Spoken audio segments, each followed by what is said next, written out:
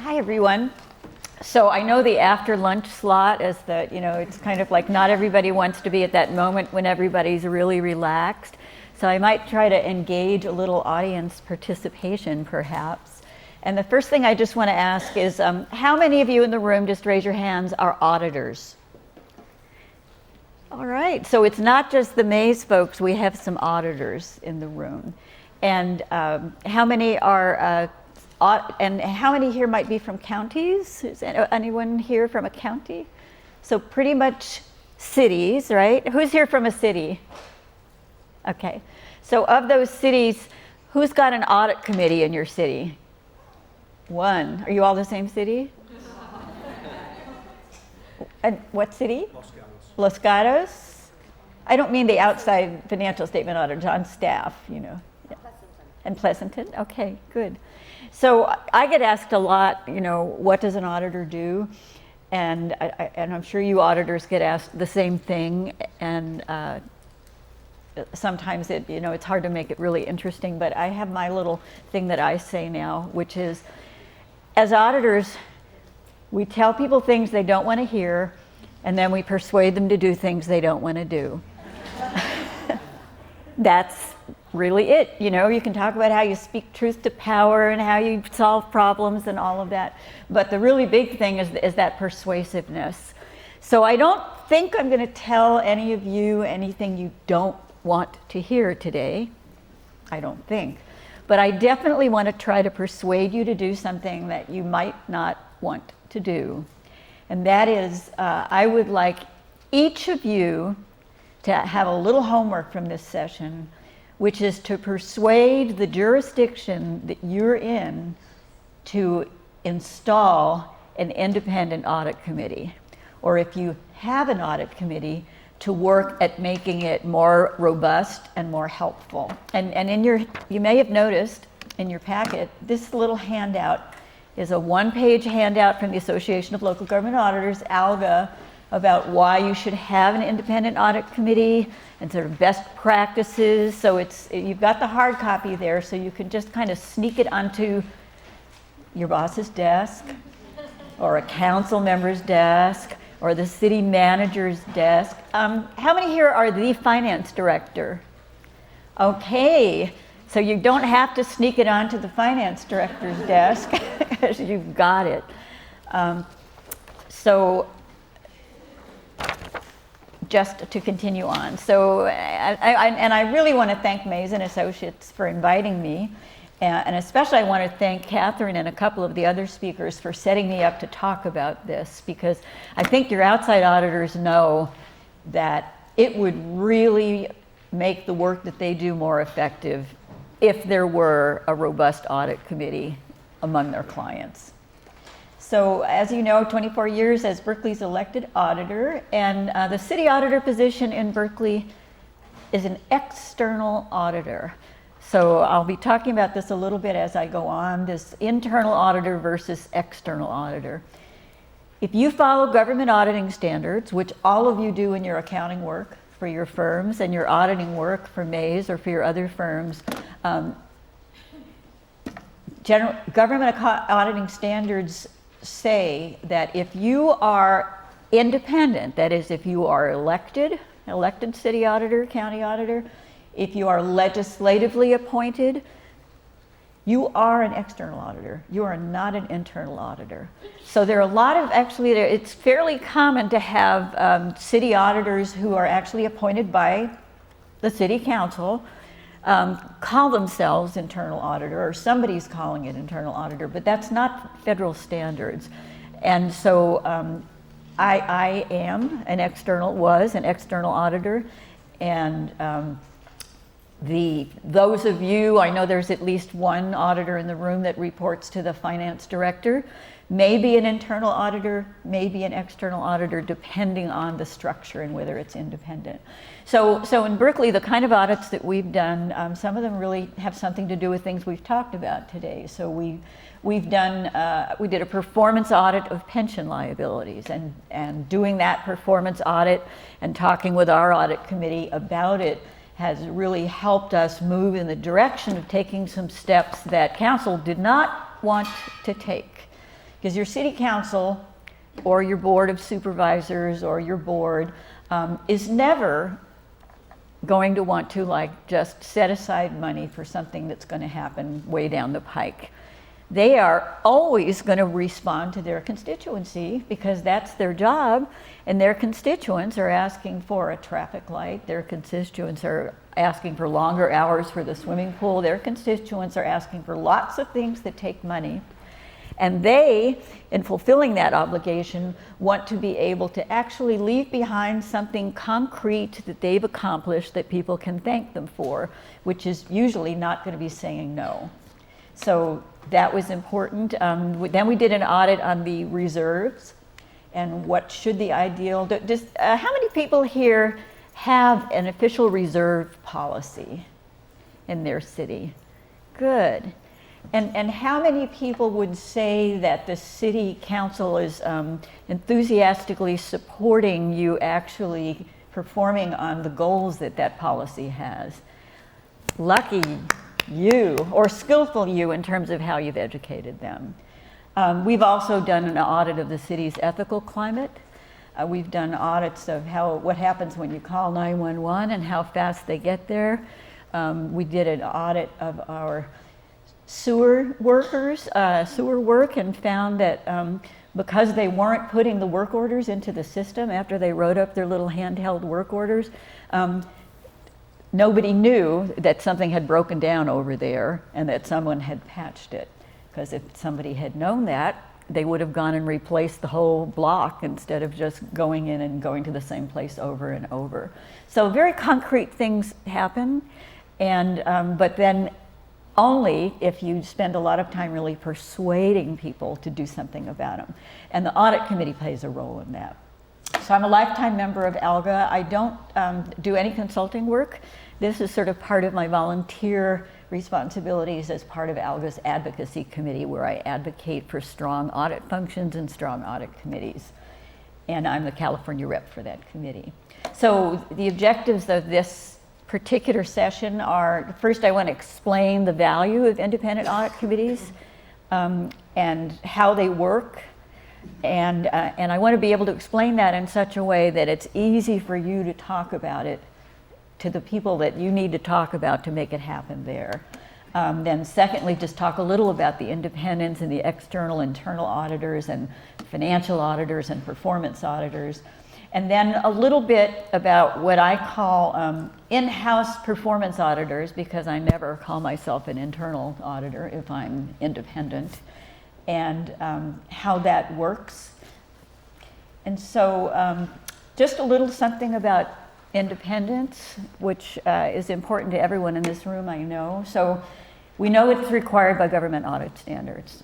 I mean, there are a lot of independence requirements that Mays and Associates we'll probably be talking about later on this afternoon in terms of what they can and can't do for you, given that they are your external financial statement auditors. Because the important, in terms of what Mays has to think about, it's really critical that an auditor never audit our own work. So because if you were auditing your own work, you might be tempted to be not so critical of it if it was going to go public, right? Like, oh yes. And then, so when we talk about the importance of separating the audit function from management, meaning the executive branch, we're really talking about separating the oversight of your external auditors from the finance department and from management as well, and that's part of the role of the audit committee. And so why do you separate the audit function from management? And why do you separate oversight of your external audit contracts from management? Because management may be protective of their own work and what they've done and their own programs. Management may interfere with the investigations. I won't ask for a show of hands here, but being on ALGA's advocacy committee, we've had a lot of cases of management trying to interfere. Well, everybody, actually, most auditors probably find at some point in their career that management has tried to interfere with their audits and has had to politely but firmly explain to them that you actually have the right to conduct these audits and that they cannot interfere. But in a lot of really small ways, management is often not anxious to have audit functions around. And they may try to prevent full disclosure of audit information. Now, this is not to say that we don't have a lot of discussion with management. I mean, whether we're talking about Mays and Associates or whoever your financial audit firm is, or whether you're talking about the auditors that work inside your organization, you can't just simply go out there, do an audit, never talk to them, slam, hit the headlines, and they have not had the opportunity to tell you where you might have been wrong or that they have more information that you didn't see. And certainly in the work that we do, this is probably more relevant to the city auditors than to the audit firms, but it's our policy is as soon as we find something out, as long as it's not fraud, we let the auditee know. We let whoever the top management has assigned as being the contact person, we let them know what's going on. We let them know. And then besides doing that, at some point, if it looks like it might really start being uncomfortable at the point that it goes public, we'll sit down with whoever the top person in the chain of command is to sort of say, this is what we're finding. Tell us if there's something else we need to know. Tell us what you think, but be prepared, especially if they're not used to it, for what might, for what the publicity might see. We want you to know. We want you to know as soon as we know.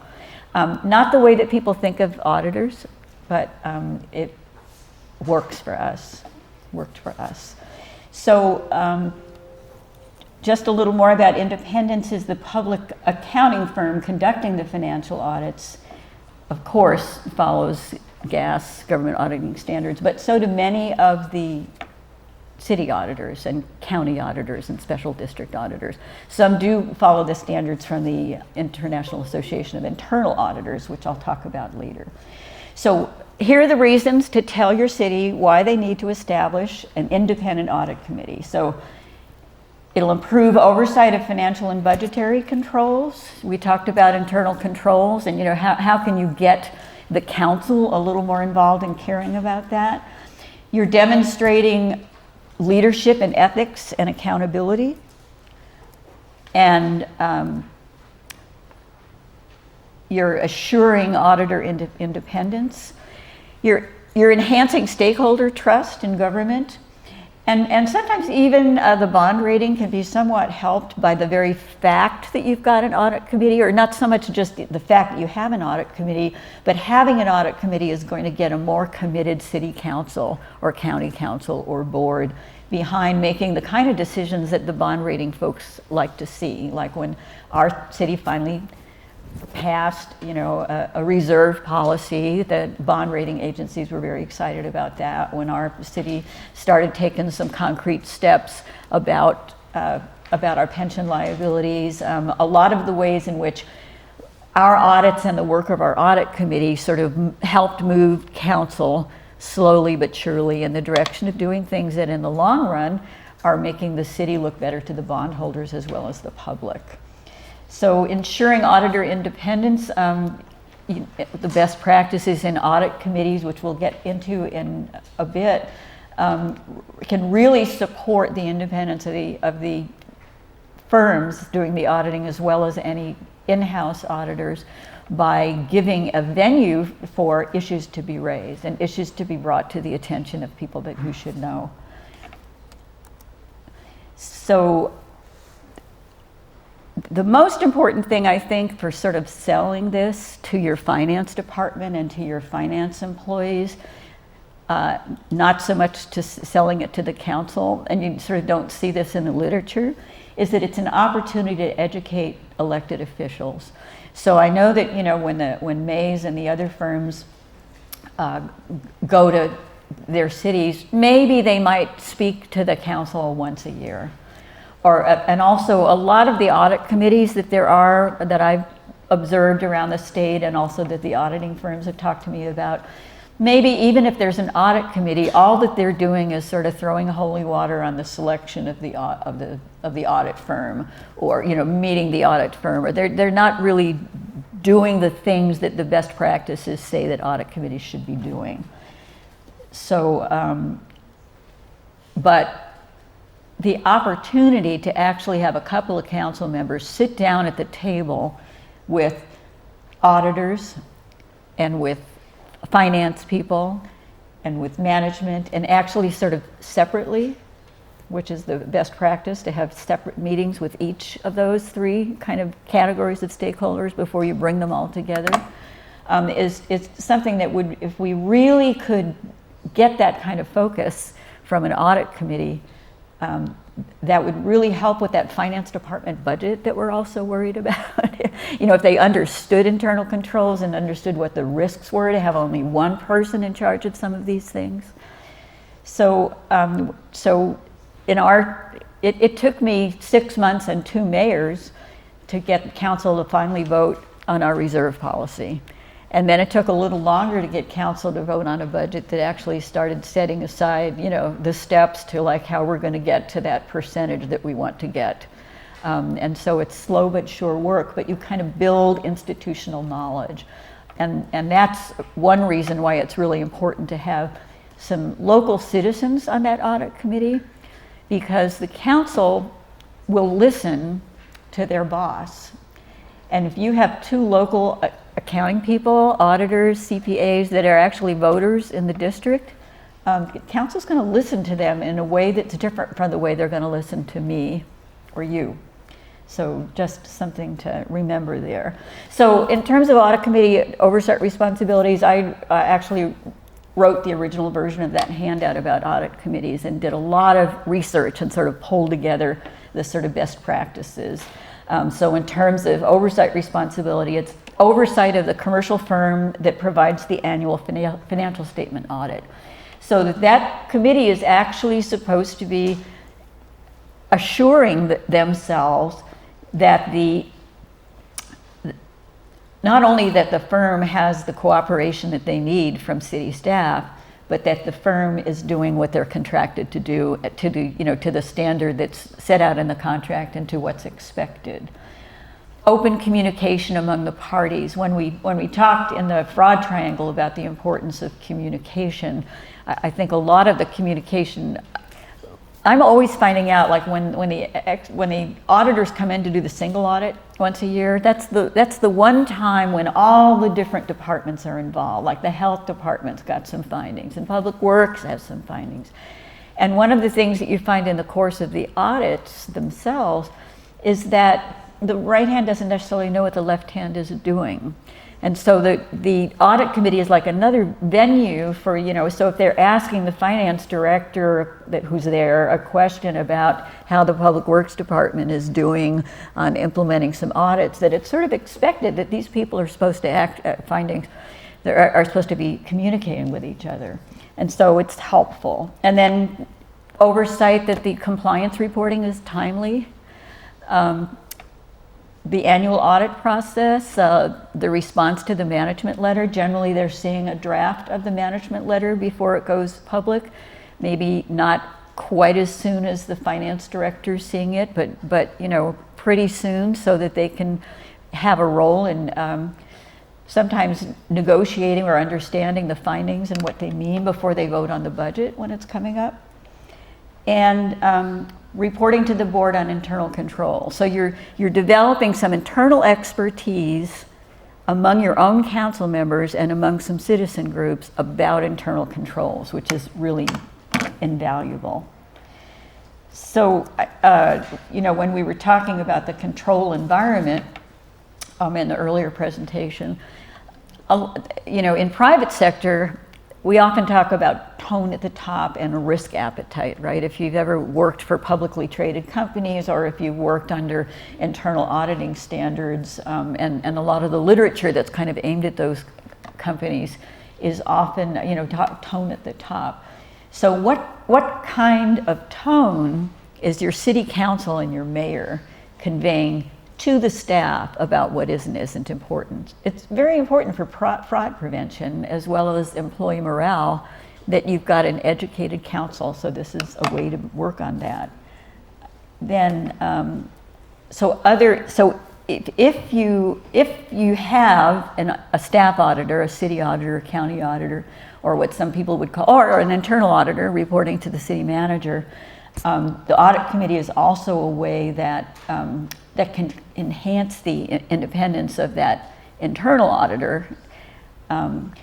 But if it's a council reporting, they're also going to be doing the recruitment for the staff auditor. They're going to be doing, setting the salary. They're going to be recommending. The audit committee can either select or recommend. Often it's recommend. A lot of times the audit committees will be advisory to the full board. So you're developing the expertise and the relationship with a small portion of the board, and then they're going on. And then advising on the annual audit plan. Most of our good ideas in my city for audits have come more from staff than from elected officials. But the more that people understand what auditors can and can't do, the better prepared that they're going to be for coming up with good ideas. The best way I think that I've seen for working with elected officials that come up with audit ideas that you can't, is this an audit, is just to encourage them to do this in a sort of a broader sense so that you can kind of turn it into an audit. And so the Institute for Internal Auditors, well, we have a one-page handout. They've got a 47-page handout. So when we talk about communication, council members are sort of the ultimate busy people, so that when you're trying to get them to really pay more attention to finance and finance's budget, it can be difficult. But they also, recommend that the audit committee is really responsible for oversight of management, that it's one of their jobs, and risk management, internal control, compliance, and ethics. Now, the IIA membership is primarily publicly traded corporations, larger or private organizations, and we know that the reality of the existing audit committees, unless some of you just have stellar audit committees, is that they aren't really taking on as many roles as we're recommending, let alone these additional roles. But it's certainly an aspirational goal. And some audit committees are responsible for hotlines.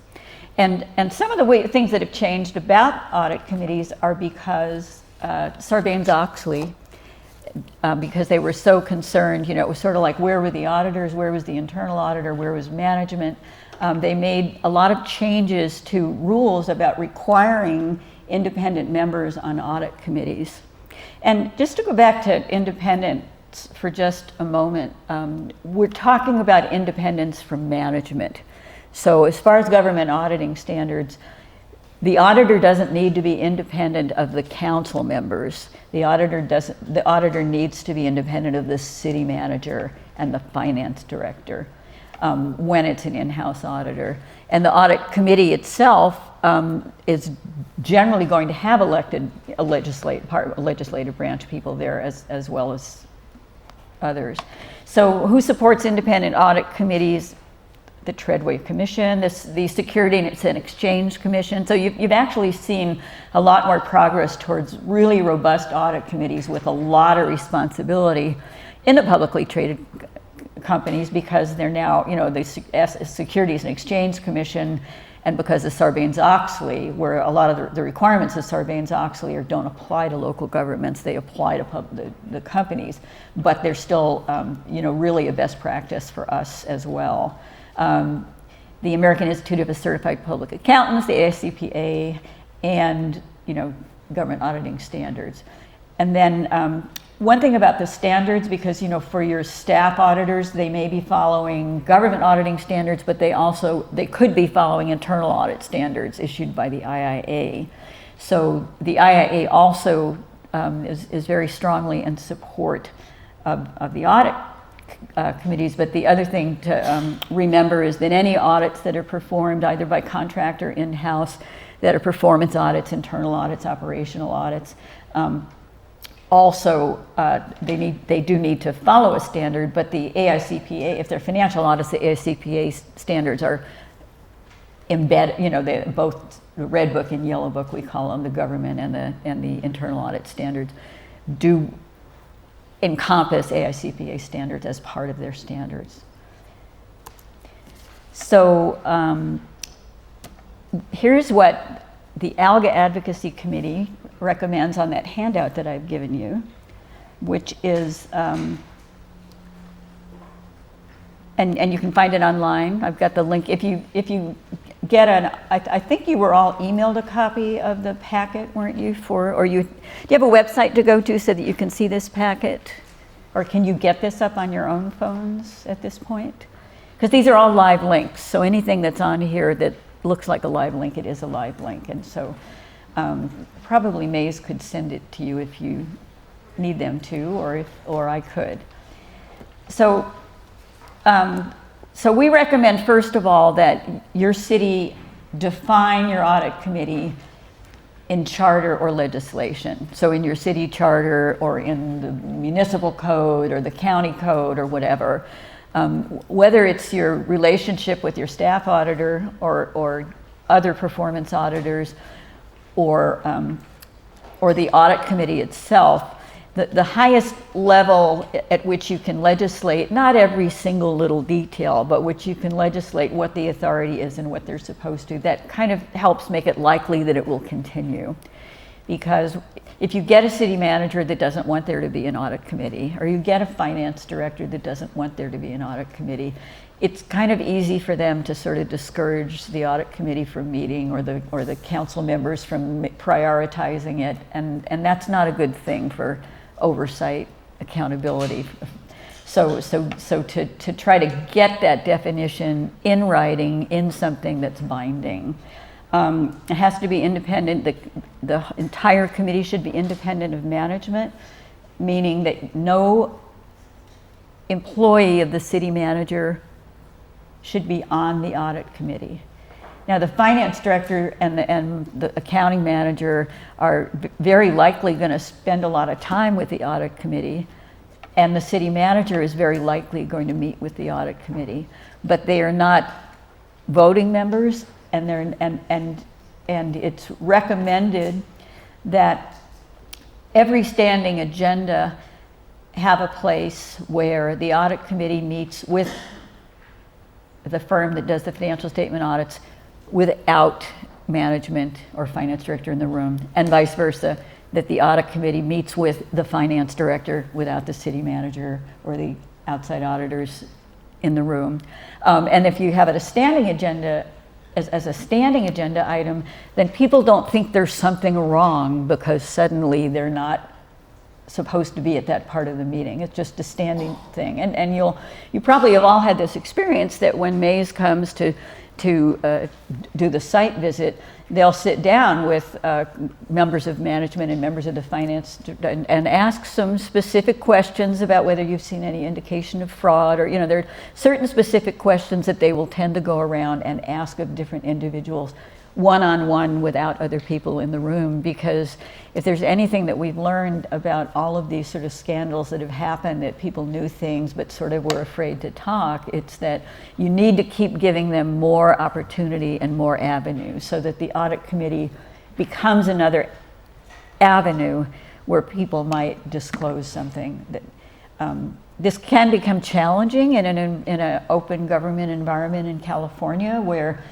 if you've got a majority of council members in a room, that has to be open to the public, but if you keep the number below the majority, you're safer to do that. But even if it's open to the public, the likelihood of your jurisdiction televising audit committee meetings or thousands of people coming to want to talk at open mic is just not that low. So, and then, you can certainly have one-on-ones with just the audit committee chair.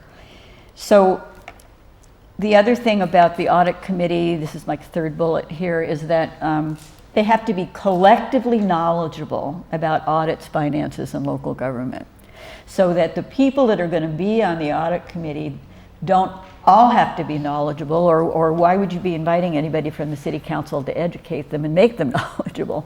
But you have to have the people that you bring in from the outside, the community members that you bring in, need to really have or be able to easily obtain, the parts they don't have, a basic understanding about what you folks are doing and the importance of what you're doing, and the finance department and internal controls and all of these things.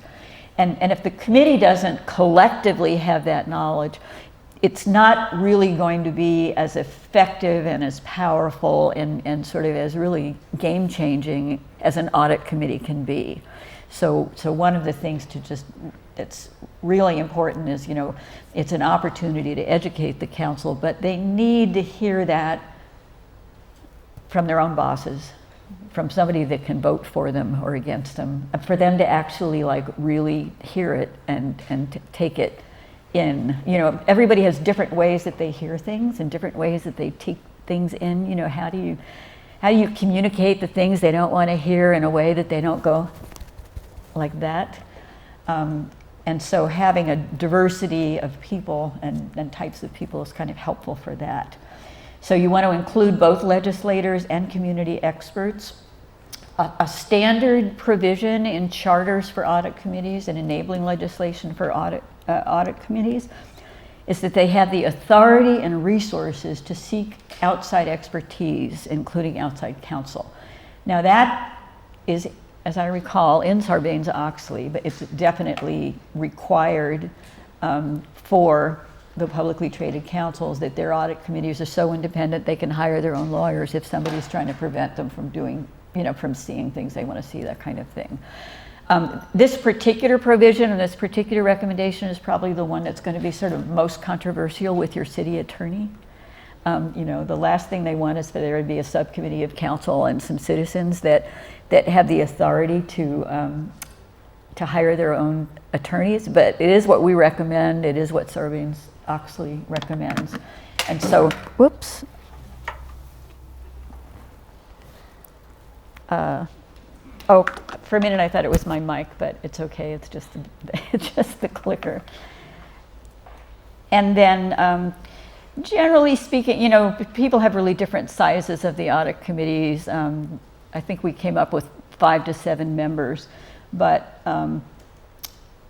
I've seen, say, 3 council members. You're usually including the mayor, just because with district elections, usually the mayor's the only, in cities anyway, usually the mayor's the only citywide, or I don't know how many of you have district elections or whether it's more and more, and there's a lot in the court that's kind of pushing people to go in that direction.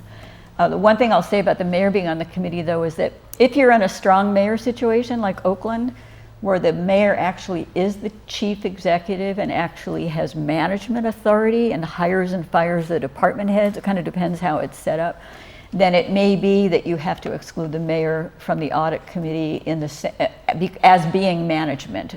So they'd be on the same kind of level that the city manager or the county administrator would be, which is that they can be invited to come meet with the audit committee, but not be a member and not be there for the whole thing. So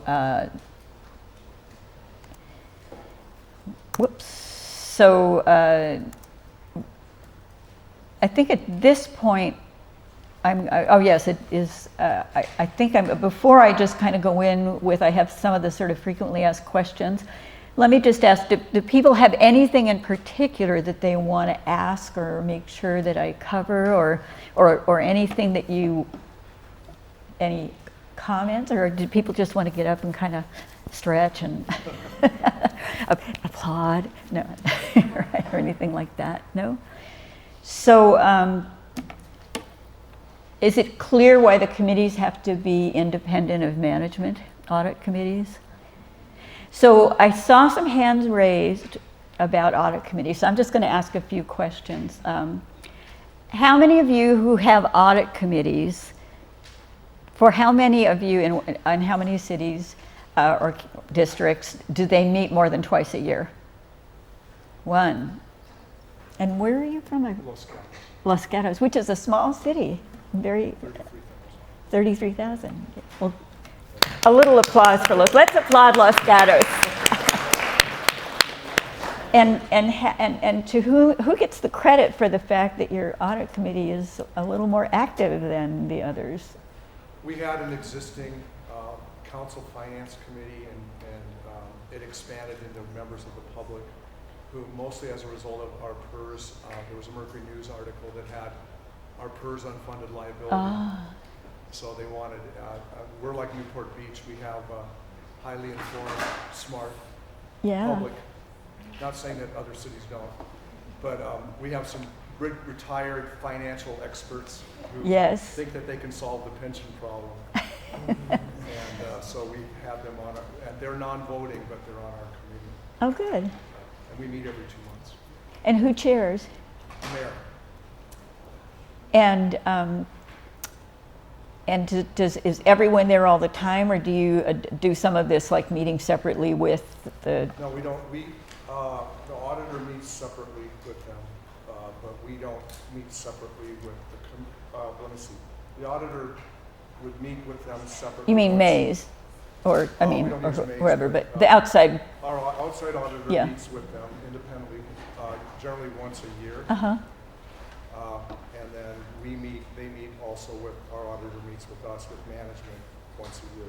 When you say our auditor, do you have an internal auditor? Oh, your external auditor, yeah, right. Meets with us once a year. Okay. Because when you independent of that committee. Right, yeah. So,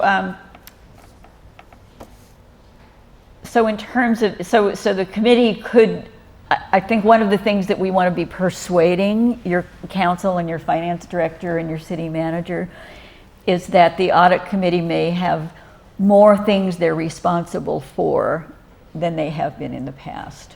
You know, that may take on additional duties, and then, you know, to really conform with the best practices that we've found. So I decided that we should have an audit committee because it's best practices. And I talked to the mayor about it, and so it would just be advisory to the mayor, which is really unusual. Although the mayor chooses the firm, but council still has to approve all contracts. So the city attorney and I decided that even though the charter says that it's the mayor, that, you know, still it's like council has to vote on it. So the one thing that I noticed was that not very many firms applied, you know, and there are a lot of firms in the area. And so we get like 2 or maybe 3, and they wouldn't necessarily, so we kind of were sticking with the same people. We didn't have that was before the rules about rotation. And it took a little bit of convincing the mayor at the time, but then she thought that, like, since she gets to do this audit, does that mean that she can tell me what to audit? Well, I'm an elected auditor.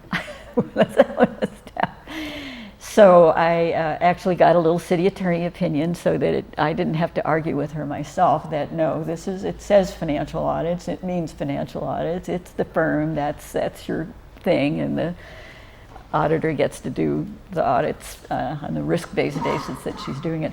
And so what I decided to do, because I was trying to get, and then we got a, you know, really small group, just one outside expert CPA that was somebody that the mayor and I both knew, and then like mayor's chief of staff, because sometimes the mayor's so busy that it's like you might as well make their chief of staff and be on the committee, so to make sure that there's somebody that's actually doing their homework and always there, right? And so what I did is I just called all of the firms that I knew should have bid, you know, like who are the surrounding cities using and who are they, and learned that we were going out too late in the season and that people are already booked, and that if we went out earlier, then, and so I think also the fact that I called them all made them realize, okay, there's an audit committee now and they're just not going to stick with these people forever. So, you know, now it's nothing for us to have 12 bidders. And so it was just something that just another pair of eyes looking at the situation, because, you know, in a way, you know, from a staff point of view, you'd rather stick with the same accounting firm, right? I mean, you know, when you talk about the independence here for the finance department, and in case of the single audit, you know, for the other departments, you develop some relationships, you develop some communication, you develop some expectations. And it's a lot of work to change auditors, right? Do people think that's the case? Like it's a lot of work to take on a new audit firm? So if you're the finance director, in your heart of hearts, maybe getting that request for proposals out, really early so that you could get lots of firms to weed through isn't really what you would think of as being the best use of your time. So you kind of never know what like an outside point of view might bring to the situation. And so the way that we work with the recruiting and selecting the outside firms is that the finance department, puts together what they're going to send to them, and then they send it to me to share with the mayor's chief of staff to just like, do we have anything to say? And then the other people involved sort of, so the finance, just as usual, is kind of overseeing the bidding process, but that the committees got some input into the timing and just like, what are you asking them to do, and is this what we want, and that sort of thing. And then finance usually will put together a spreadsheet. I might do some phone calls for reference checking. So, before you set up an audit committee, you do need to sort of think about what do you really want the committee to do and what individual should be doing what. And so, the finance director is there for most of just about every audit committee meeting there is, but it's just that there's at the beginning, he comes in a little bit later. The CPA, we have it such that there's that standing opportunity to just have a little bit of discussion with the finance director or the city manager if they want to about the audit firm without the audit firm in the room, and just sort of move it around like that. And so I have to say that our audit committee, I have not ever been able to get that level of interest from the mayor that they really want to be involved in doing some of these other things that audit committees want to do. With our committee structure, how it's a Brown Act, it's a open meetings law that if a majority of the council members are all talking about something, it has to be an open meeting. Well, that applies to subcommittees of council also. So if there's an audit committee with 3 elected officials, and those 3 people are all members of a 3-person committee, it kind of taints it makes things difficult. And so that's one reason it could be, it's fairly likely that you will have some issues that you need to work out about open meetings rules about this, and that you need to keep in mind when you're looking at, it's one thing all these best practices across the country, but as the California open meeting rules change, you need to take that into account. And so the collective expertise, basically accounting, auditing, financial reporting, management, business practices, risk management, and local government governance.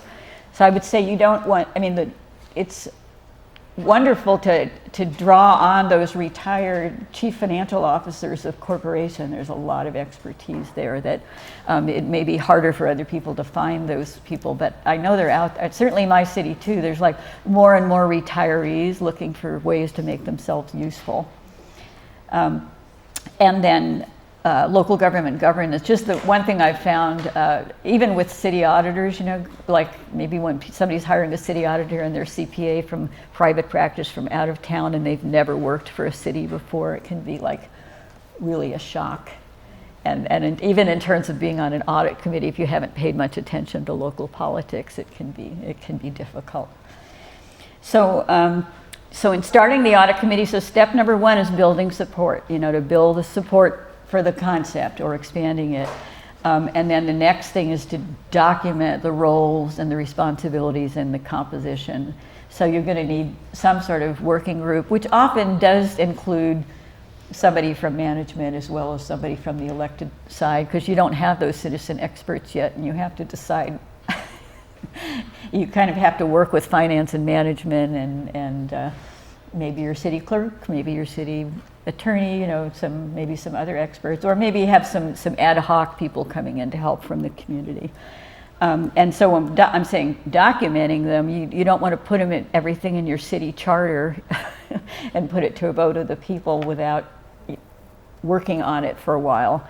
But you do want to sort of document what the expectations are, and because if you're going to start looking for volunteers, you have to be thinking about what's realistic, what can staff handle, what can we handle, do we want to start small and move, and then recruiting members from your League of Women Voters and your Chamber of Commerce and your Rotary and your and then the elected officials involved might be in a better position to do recruiting. And so I mentioned with the agenda setting, before your first meeting, I mean, somebody really needs to be in charge of sort of setting that agenda, and then there are some standing items about what they'd be looking at. And one of the things that's recommended and that I always did was develop, all of the literature on best practices for audit committees, just about all of them have an appendix, which is good questions for an audit committee to ask. And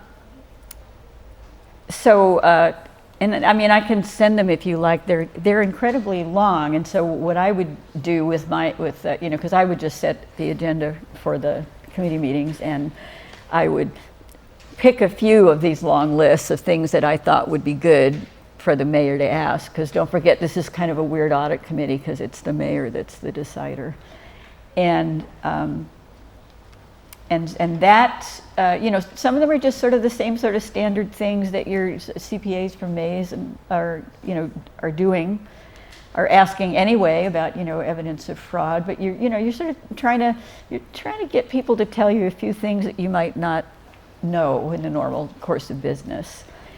And then as you're starting the audit committee, I think it's also probably important to identify whatever continuing education needs there are to strengthen the collective knowledge of the committee. To really sort of get clear, given what we think we'd like the audit committee to do, of this long list of things that Anne Marie said that everybody says they should do. If here's what we want to focus on. One of them just really needs to be what kind of skills. So it's like, what kind of skills are we looking for those community members that we want to bring on board? But once we've brought them on board, the audit committee is going to need to discuss a little, what are their needs of the things they need to learn and know? And it may be outside people coming in and doing presentations to the audit committee, or it may be the finance director or the city manager or someone else. But just, I think a really important part of this audit committee that often gets overlooked in the literature, because it's more aimed at big companies, a lot of that literature, is, how do you just identify like what kind of skill sets we collectively as an audit committee need to have. And then of course planning for renewal of the audit contract. The committee's going to need to look at, well, how long have we had this auditor, and when do we want to go out to bid, and what's the timeline? And then finally, I'll get onto a topic that's near and dear, which is that the audit committee should be discussing, depending on the size of your organization, whether you could benefit from establishing an independent audit shop in your own city. And I think we've got David from East Bay Regional Parks, who's the auditor there, and we have one other auditor that raised their hands. Somebody else that's an auditor for the city that they work in, or you're all private sector, or. Okay, so David's the only, so of all the cities that are represented here, the East Bay Regional Parks is the only one that has an auditor on the payroll, I guess? Okay. So, and why should you do this? For a lot of the same reasons that you do an audit committee. And by the way, when you have a city auditor, they usually staff the audit committee, which makes it more independent and kind of simpler. So it's the same, it increases the taxpayer confidence and respect for government. You've got an independent and objective perspective. There's also just the presence in the organization. We were talking about the fraud prevention. When people think about committing fraud, often they'll commit fraud because it's easy. It's really a crime of opportunity. Like, you just happen to notice that there's this little thing here that it would be really easy. You're just a city employee and you just happen to see it'd be really easy to kind of like actually take some money here, because look, here's a door they always leave open, so to speak. And so with the fraud triangle, you've got the opportunity, but they also need the motive or the rationalization.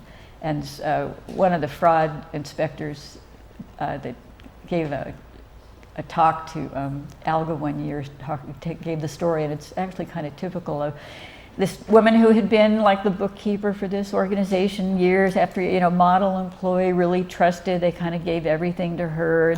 And so she always had the opportunity, because lacks internal controls, one person's doing everything, everybody trusts her, there's no rotation of duties. But one weekend she went on one of those riverboat gambling tours. She'd never gambled in her life, and she quickly became addicted to gambling. And so that she had her rationale. And what was her rationalization? It was that she was going to win a lot of money, and she was just borrowing it because she was going to pay the money back from her gambling winnings.